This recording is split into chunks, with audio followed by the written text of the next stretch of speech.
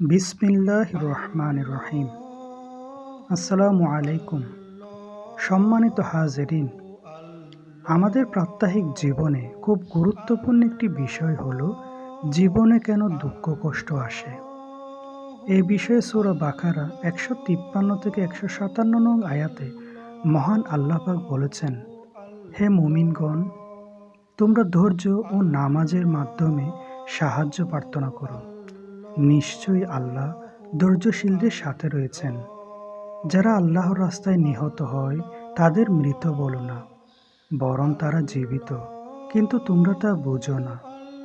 এবং অবশ্যই আমি তোমাদেরকে পরীক্ষা করব কিছুটা ভয়, ক্ষুধা, মাল ও জানের ক্ষতি ও ফল ফসল বিনষ্টের মাধ্যমে।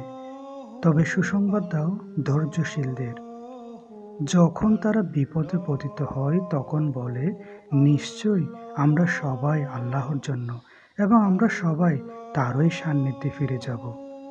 তবে তারা সেই সমস্ত লোক যাদের প্রতি আল্লাহর অপুরন্ত অনুগ্রহ রহমত রয়েছে এবং ওইসব লোকই হেদায়েত প্রাপ্ত। সুতরাং মাহতারাম হাজিরিন, আল্লাহ পাক আমাদের এই দুনিয়ায় পাঠিয়েছেন পরীক্ষার জন্য। আমাদের সৃষ্টি করেছেন ফর ওরশিপ অফ আল্লাহ, আল্লাহ পাকের ইবাদতের জন্য, আল্লাহ পাকের হুকুম পালনের জন্য। আল্লাহ পাক মানুষকে বিভিন্নভাবে পরীক্ষা করেন। সেই পরীক্ষা কেমন হবে তা আল্লাহ পাক আগে থেকে প্রত্যেকের ভাগ্যে নির্ধারণ করে রেখেছেন। অনেকে আছেন দীর্ঘদিন ধরে অসুস্থতায় কষ্ট পাচ্ছেন, আল্লাহ পাকের কাছে দীর্ঘদিন ধরে প্রার্থনা করছেন, কিন্তু কোনো ফলাফল পাচ্ছেন না। কেউ আবার অনেক বছর ধরে চাকরি বা কর্মসংস্থান নিয়ে কষ্ট পাচ্ছেন, আল্লাহ পাকের কাছে বারবার আকুতি মিনতি প্রার্থনা করছেন, কিন্তু ভালো চাকরি বা কর্মসংস্থান হচ্ছে না। কারো ব্যবসায় উন্নতি হচ্ছে না। কেউ ছোটবেলায় বাবা মাকে হারিয়ে এতিম হয়ে গেছে। কেউ প্রতিবন্ধী, অন্ধ, বোবা, বধির, বিকলাঙ্গ। কেউ অভাব অনটনে কষ্ট পাচ্ছেন। কাউকে সম্পদ দিয়ে পরীক্ষা করেন। কারো অনেক ধরনের পরীক্ষা আল্লাহ পাক মানুষকে করে থাকেন।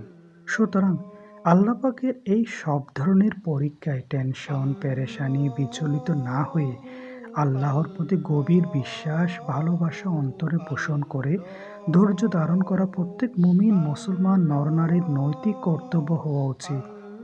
ধৈর্য ধরতে হবে, আবার নামাজের মাধ্যমে আল্লাহ পাকের কাছে প্রার্থনাও করতে হবে। আল্লাহ পাক ধৈর্যশীলদের পছন্দ করেন এবং তিনি ধৈর্যশীলদের সাথে থাকেন। ধৈর্যশীলদের সুসংবাদ দিয়েছেন আল্লাহ পাক। হাসরের ময়দানে আল্লাহ পাক রাসূল সাল্লাল্লাহু আলাইহি ওয়াসাল্লামকে নির্দেশ দিবেন তাদেরকে অভ্যর্থনা জানাতে, যারা বিপদে আপদে কষ্টে আল্লাহ পাকের প্রতি অগাঢ় ভালোবাসা, বিশ্বাস, আস্থা, ভরসা করে কঠিন ধৈর্য ধরেছেন। রাসূল সাল্লাল্লাহু আলাইহি ওয়াসাল্লাম নিজে তাদেরকে অভ্যর্থনা দিবেন। আল্লাহ পাক আমাদের সবাইকে সেই অভ্যর্থনা পাওয়ার তৌফিক দান করুন, আমিন। আমাদের সবাইকে একদিন এই দুনিয়া ছেড়ে চলে যেতে হবে। সবার রিজিক, তকদির, ভাগ্য, হায়াত, মৃত্যু অনেক আগে থেকে আল্লাহ পাক নির্ধারণ করে রেখেছেন।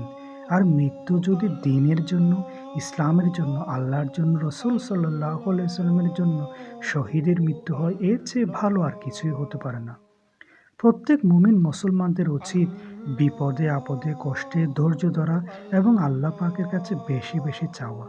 ৫ ওয়াক্ত নামাজ পড়া, সম্ভব হলে তাহাজ্জুদের সালাত পড়া, বেশি বেশি দুরূদ শরীফ ও ইস্তেগফার পড়া, গুনার জন্য আল্লাহর কাছে ক্ষমা চাওয়া, ভালো কাজ করার চেষ্টা করা, লোভী না হয়ে হালাল উপার্জন করা। আল্লাহ পাক বলেছেন, লা তাকনাতু মির রাহমাতিল্লাহ, আমার রহমত থেকে নিরাশ হইও না। বাবা মা নিজ সন্তানকে যেমন ভালোবাসেন, এর চেয়ে অনেক গুণ বেশি আল্লাহ পাক আমাদেরকে ভালোবাসেন। আমরা আরও ভাগ্যবান যে আমরা শ্রেষ্ঠ নবী সৈয়দুল মুরসালিন, রহমাতুল লিল আলামিন, আশরাফুল আম্বিয়া, বিশ্বনবী জনাব মুহাম্মদুর রাসূলুল্লাহ সাল্লাল্লাহু আলাইহি ওয়াসাল্লামের উম্মত। আল্লাহ পাক আমাদের সবাইকে হেদায়েত দান করুন এবং ইসলামের সঠিক পথে চলার তৌফিক দান করুন, আমিন।